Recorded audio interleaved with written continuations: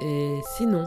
Et sinon, Et sinon? Des personnalités, des questions superficiellement profondes ou profondément superficielles pour un portrait différent. Malik Djoudi, musicien. Que fais-tu en cachette? Je médite. Je médite et je pratique, le bouddhisme. Ça, je fais ça en cachette. Je le fais, quand je suis seul et ça me permet d'avoir l'esprit plus clair et j'aime beaucoup avoir cette routine le soir et le matin. Respirer, pratiquer, réciter. Ça me permet d'être assez calme et d'avoir, du recul sur les choses et c'est vraiment mon moment à moi où qui m'apaise beaucoup pour toute la journée et qui m'apaise la nuit et qui m'apaise au réveil. Et c'est vraiment un rituel que j'ai quand je peux le faire, d'avoir ma petite tasse de thé et de pouvoir méditer ou pratiquer. C'est vraiment un plaisir qui, je l'espère, sera toujours, présent. À quoi résistes-tu? À la tentation.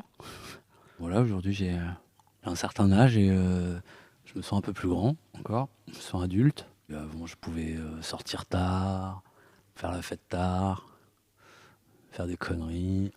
Mais aujourd'hui, je résiste et j'ai envie d'être plus sérieux dans ma vie, dans mon travail, parce que il est important. Je sens avoir une chance et qu'il faut pas que je passe à côté de ma chance. Donc aujourd'hui, je résiste vraiment, à faire des conneries, en fait et voilà, ça j'aime bien. Qu'est-ce qui t'émerveille? La beauté des gens, leur beauté intérieure surtout. Le fait qu'on soit dans un monde si violent et que des gens arrivent à avoir une certaine joie et à transmettre cette joie et à nous faire oublier, cette violence permanente. Comment ce serait si tu étais une femme? Si j'étais une femme, bah, il est possible que j'en voudrais aux hommes. Bah, je sais pas, j'aimerais être une femme forte, une femme qui se laisse pas marcher dessus. J'aimerais, avoir les mots, ouais, pour pas me laisser avoir, pour rembarrer les hommes, pour, montrer la bêtise des hommes parfois. J'aimerais être intelligente, j'aimerais être belle. Qu'est-ce qui te rend nostalgique? L'enfance, j'ai eu la chance d'avoir une superbe enfance et c'est surtout l'insouciance quoi, penser à rien, être libre, pas avoir de problème, d'argent, d'amour, de relations, être sans souci, sans problème, ne pas être dans un monde de grands, Qu'aimerais-tu oser?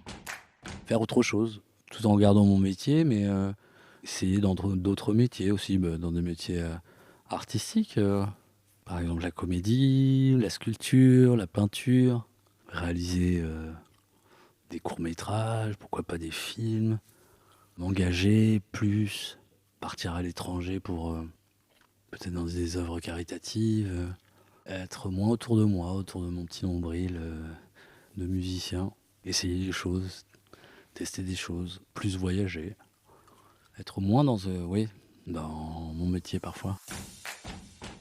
C'est quoi ton petit truc en plus? J'ai la chance, ma tête est tout le temps musique, quoi. J'ai tout le temps des idées de musique. Mais bon, il y a beaucoup de gens aussi qui ont ça. De ne pas connaître la musique et d'avoir tout le temps la tête en musique et tout le temps de savoir où d'avoir une chanson en tête et de l'avoir dans ma tête. Avoir les arrangements, savoir comment sont les sons, comment doivent être les sons des choses. Ouais, c'est peut-être un petit truc en plus, je crois. Sur quoi as-tu changé d'avis? Avant, je pouvais avoir des idées arrêtées sur les choses, notamment en musique. Quand je pensais qu'un morceau devait être comme ça devait être exactement comme ça. Et aujourd'hui, je crois en la puissance collective. J'écoute les autres. J'aime bien me faire mener autre part. J'aime bien avoir l'avis des uns et des autres. Enfin, des gens en qui j'ai confiance.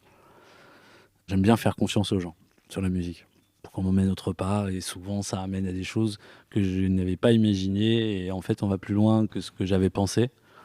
Voilà, avant, j'avais les idées arrêtées là-dessus. C'était comme j'avais envie de faire. Mais non, en travaillant avec des gens, ça me permet d'aller plus loin, souvent.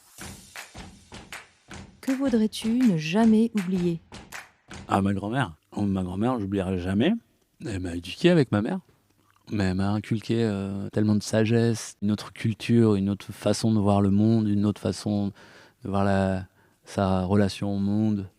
Ah voilà, tous les jours je pense à elle et tous les jours je me dis, inconsciemment, voilà, je me dis: «Bah, j'espère que ça lui fait plaisir». Je me dis pas tout le temps: «J'espère que ça lui fait plaisir», mais je fais les choses quand même en pensant à elle et en me disant: «Est-ce que j'ai bien agi là-dessus? Est-ce que j'agis bien en faisant ceci ou cela?»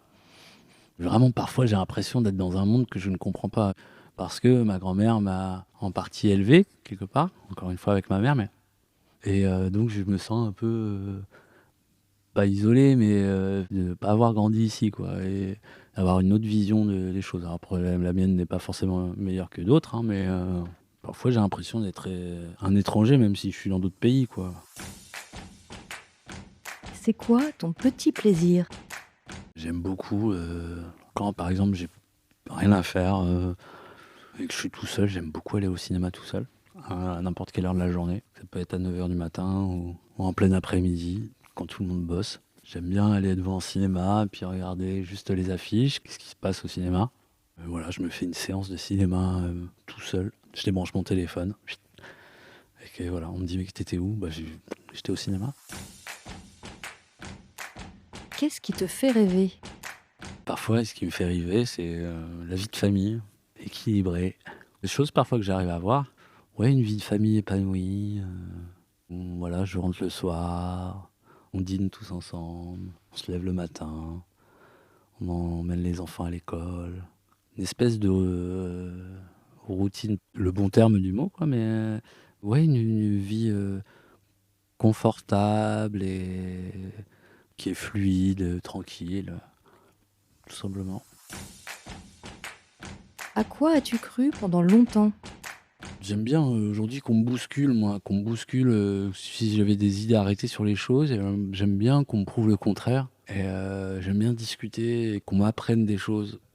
Enfin, j'ai plus les idées des idées arrêtées sur les choses. Il y a pas de vérité pour moi, et parfois avant je pouvais, ça c'est comme ça, un chat est un chat, mais non en fait, j'aime bien qu'on me prouve le contraire, et en discutant, qu'on me montre que, bah, non, j'ai tort. Ces derniers temps, j'ai beaucoup, aimé discuter avec des féministes et comprendre un peu leur point de vue, et vraiment, c'est en discutant que j'ai vraiment compris, les sources et pourquoi, ces combats existaient, et me mettre à la place des femmes, par exemple, c'est quelque chose, voilà, qu'au fur et à mesure, j'ai compris.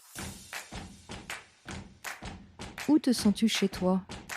Je me sens vraiment chez moi au Vietnam. Ça me rappelle, ma grand-mère. Je me sens, en sécurité, et je me sens avec des gens accueillants, chaleureux, en qui je peux avoir vraiment confiance. Après, je me sens chez moi avec mes amis, je me sens chez moi sur scène.